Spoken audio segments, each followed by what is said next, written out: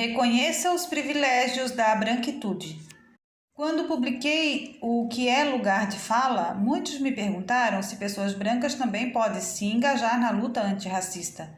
Como explico naquele livro, todo mundo tem lugar de fala, pois todos falamos a partir de um lugar social. Portanto, é muito importante discutir a branquitude. Pessoas brancas não costumam pensar sobre o que significa pertencer a esse grupo, pois o debate racial é sempre focado na negritude. A ausência ou a baixa incidência de pessoas negras em espaços de poder não costuma causar incômodo ou surpresa em pessoas brancas. Para desnaturalizar isso, todos devem questionar a ausência de pessoas negras em posições de gerência, autores negros em antologias, pensadores negros na bibliografia de cursos universitários, protagonistas negros no audiovisual e, para além disso, é preciso pensar em ações que mudem essa realidade. Se a população negra é a maioria no país, quase 56%, o que torna o Brasil a maior nação negra fora da África, a ausência de pessoas negras em espaços de poder deveria ser algo chocante. Portanto, uma pessoa branca deve pensar seu lugar de modo que entenda os privilégios que acompanham a sua cor. Isso é importante para que privilégios não sejam naturalizados ou considerados apenas de esforço próprio. Perceber-se é algo transformador. É o que permite situar nossos privilégios e nossas responsabilidades diante de injustiças contra grupos sociais vulneráveis. Pessoas brancas, por exemplo, devem questionar por que em um restaurante, muitas vezes, as únicas pessoas negras presentes estão servindo mesas, ou se já foram consideradas suspeitas pela polícia por causa de sua cor. Trata-se de refutar a ideia de um sujeito universal. A branquitude também é um traço identitário, porém marcado por privilégios construídos a partir da opressão de outros grupos. Devemos lembrar que este não é um debate individual, mas estrutural. A posição social do privilégio vem marcada pela violência, mesmo que determinado sujeito não seja deliberadamente violento. Os homens brancos são maioria nos espaços de poder. Esse não é um lugar natural. Foi construído a partir de processos de escravização. Alguém pode perguntar, mas no caso de homens brancos, pobres ou homossexuais, que não necessariamente possuem todos os privilégios sociais de homens brancos heterossexuais ricos. De fato, é sempre importante levar em consideração outras intersecções. Porém, o debate aqui é sobre uma estrutura de poder que confere privilégio racial a determinado grupo, criando mecanismos que perpetuam desigualdades. Nesse sentido, mulheres brancas são discriminadas por serem mulheres, mas privilegiadas estruturalmente por serem brancas. O mesmo ocorre com homens brancos homossexuais, que são discriminados pela orientação sexual, mas, racialmente falando, fazem parte do grupo hegemônico. Isso, de forma alguma, exclui as opressões que sofrem, mas o localizam socialmente no lugar da branquitude.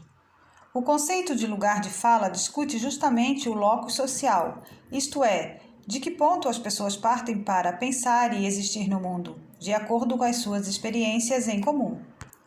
É isso que permite avaliar quanto determinado grupo, dependendo de seu lugar na sociedade, sofre com obstáculos ou é autorizado e favorecido.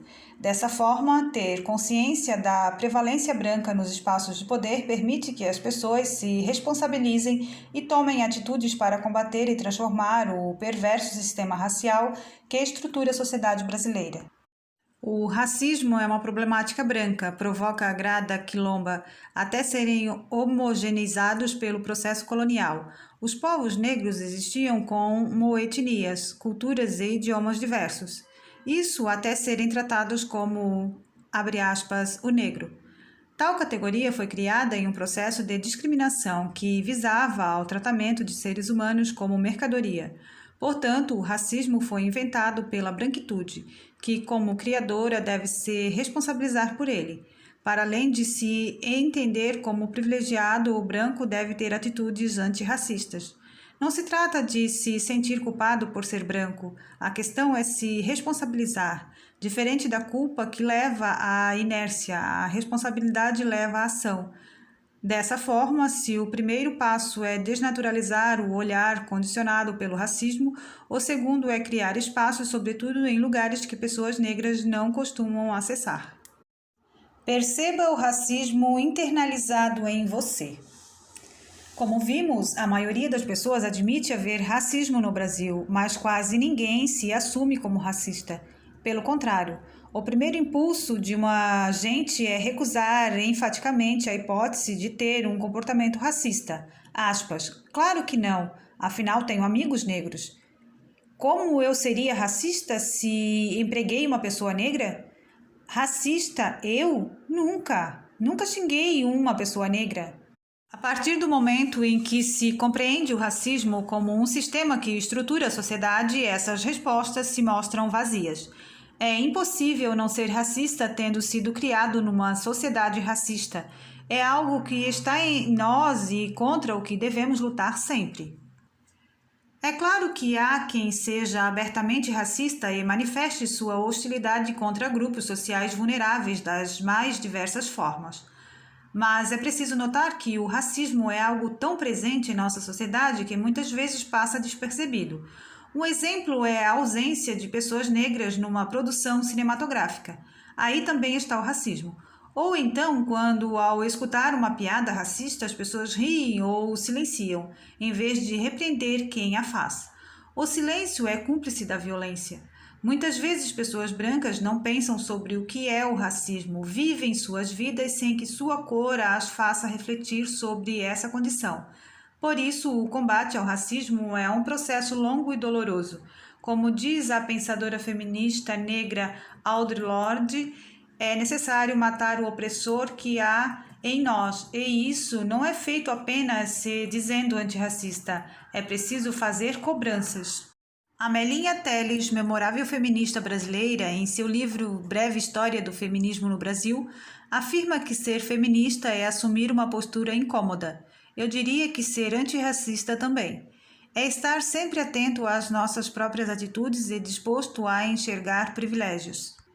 Isso muitas vezes significa ser taxado de, abre aspas, o chato, abre aspas, aquele que não vira o disco.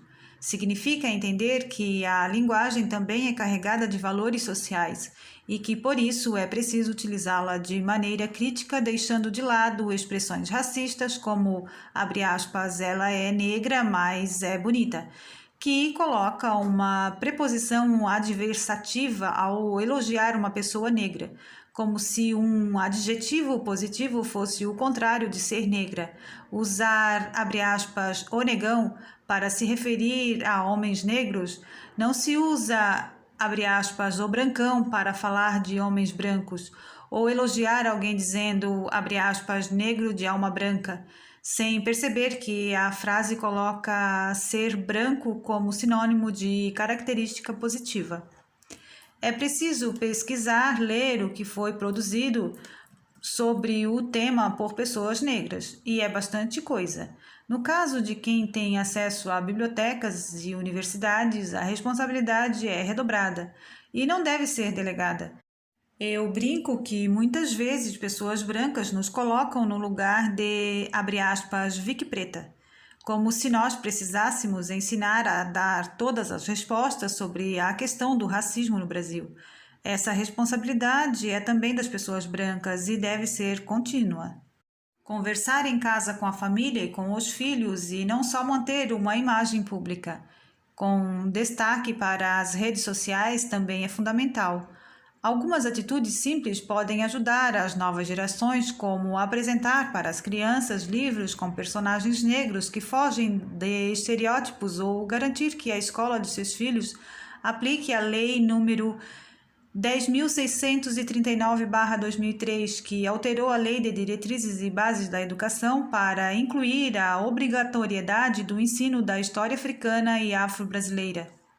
Um ensino que valoriza as várias existências e que referencia positivamente a população negra é benéfico para toda a sociedade, pois conhecer histórias africanas promove outra construção da subjetividade de pessoas negras.